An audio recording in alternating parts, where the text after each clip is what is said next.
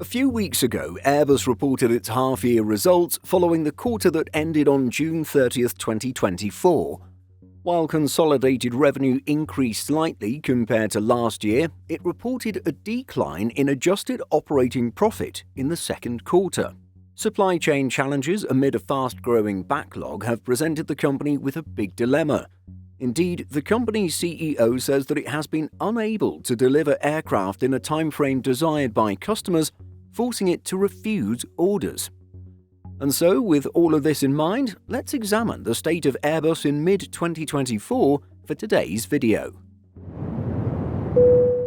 One of the more eyebrow-raising statements came from company CEO Guillaume Faury during an interview with Bloomberg at the Farnborough International Air Show. He stated, "Today we have to refuse orders because we are not able to deliver in the timeframe that is requested. We have by far more demand than supply, so the challenge for us is being able to ramp up, to produce, to deliver, and there are a lot of conversations around those themes." On the surface, it seems like a company's dream scenario, having to turn away customers due to demand outpacing supply. However, such a scenario means that Airbus is in effect leaving money on the table, not ideal when you have shareholders to answer to.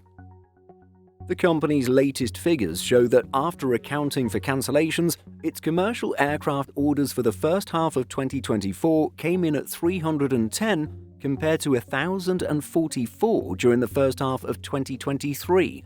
Quite a significant drop, a strong quantitative indication of the dilemma described by its CEO.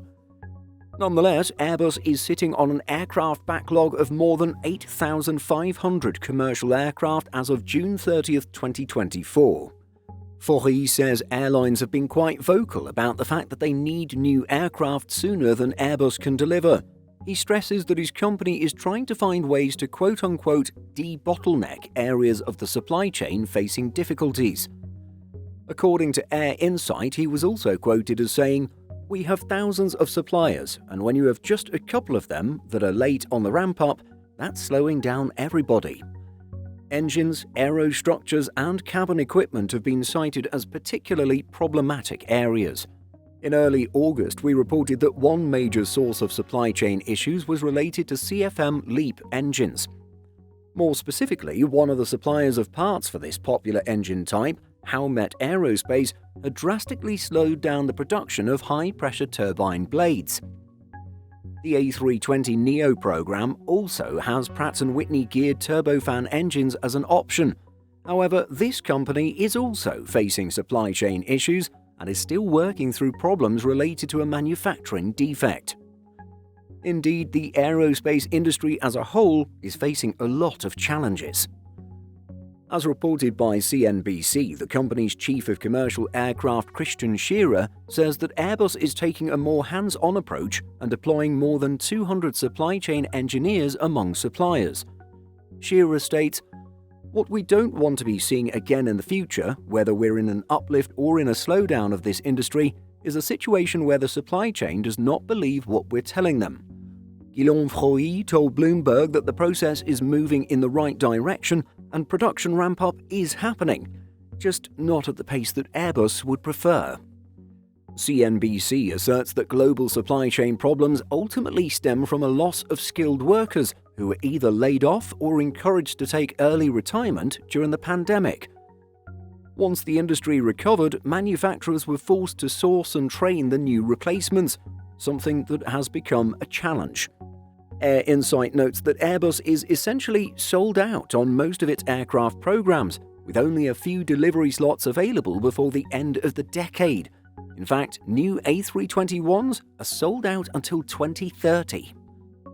Thus, airlines hoping to order the type today would have to wait 6 to 7 years to get their new jets. One of its weakest areas of production is its A220 program, which it acquired from Canadian planemaker Bombardier. The aircraft type appears to be enjoyed by passengers, while airlines appreciate its next-generation fuel efficiency and ability to serve smaller airports. At the same time, however, A220 customers are facing long wait times for new aircraft. As of the end of July 2024, the A220 program had accumulated orders for 805 airframes. With 285 produced, its backlog sits at over 500. When compared to the A321neo's backlog of more than 5,000, this may not seem like much at all. However, with Airbus currently putting out 6 to 8 A220s per month, airlines would also have to wait until around 2030 to get these small jets. Clear action has been taken to address this side of the business. At the end of July, Airbus and the government of Quebec announced that they would be jointly investing $1.2 billion in the Airbus Canada Limited Partnership. Airbus holds 75% of the shares in Airbus Canada, and the government of Quebec holds 25%.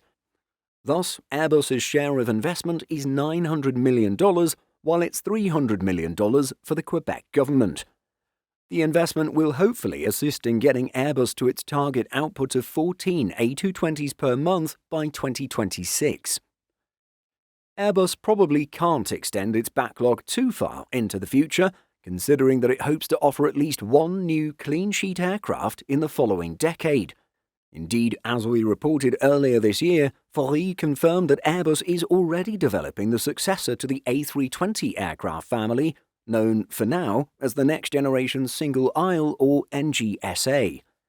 The manufacturer's chief executive said that Airbus is currently preparing the aircraft's technologies. An entry into service date was set to be the second half of the next decade, meaning it would be replacing the A320neo in the next 10 to 15 years. Faury asserted that this would not be a stretch of any variant. Instead, Airbus will be presenting an entirely new platform. The only further detail we have for now is that Airbus is eyeing engines from Rolls-Royce for this upcoming aircraft type. And so, with Airbus's constraints, can its main rival Boeing benefit? Well, Airbus's huge backlog may be a factor in some airlines and aircraft lessors placing orders with Boeing. At the same time, however, the American firm has been struggling to deliver aircraft as well. For the company, it's not just supply chain issues it's having to deal with. On top of this, it's had to deal with regulatory scrutiny amid quality concerns.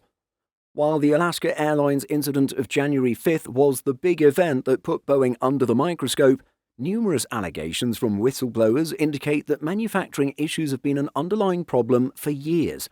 The company has been accused of prioritizing aircraft output over safety and quality, while penalizing workers that would dare to speak up. With an FAA-imposed production cap of 38 aircraft per month for its 737 MAX program, airline customers have had to deal with ongoing delivery delays. Boeing's situation, combined with Airbus's own production limits, puts airlines in a tough spot for the time being, either forced to limit operations, keep older aircraft for longer, or seek out the services of wet lease operators. But ultimately, that's the current state of Airbus. The plane maker has a lot going for it, particularly amid challenges faced by its largest competitor. However, it clearly needs to eliminate various bottlenecks in its operations to maximize its potential and meet the overwhelming demand for its aircraft. What are your thoughts on the state of the European plane maker? Let us know by leaving a comment. Simple Flying publishes over 150 articles every week. If you're looking for the latest aviation news and insights, visit simpleflying.com.